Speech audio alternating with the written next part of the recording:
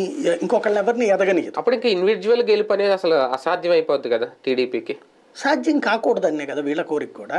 ఇప్పుడు BJP TDP ప్రయోజనం ఏముంటుంది ఇంకా పొత్తు పెట్టుకొని? అంటే అసలు లేకపోతే శాంతం పవర్ లేకుండా ప్రతిపక్షంలో కూర్చోవడం కంటే సంకీర్ణ ప్రభుత్వం, సంకీర్ణ కష్టం ఏంటో తెలిసి వస్తుంది ఇప్పుడు తెలుగుదేశానికి కూడా. ఆల్రెడీ 2019 తెలిసి వచ్చింది కదా, ఇప్పుడు బాగా తెలిసి వస్తుంది. ఎందుకంటే ఇంతకుముందు సంకీర్ణంలో వాళ్ళని ఏడిపిస్తా ఎంజాయ్ చేసింది, ఇప్పుడు తినేడుస్తా ఎంజాయ్ చేయాల్సి వస్తుంది.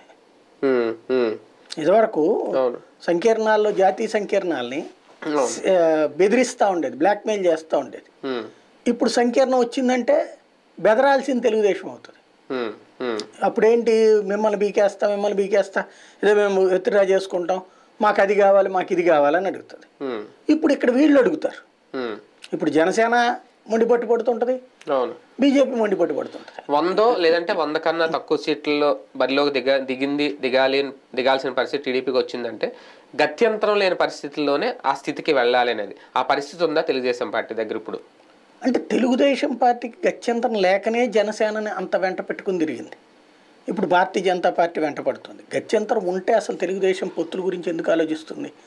దానికి సింగల్గా గెలవలేమన్నటువంటి భయం వచ్చేసింది. అది చంద్రబాబు గారిలో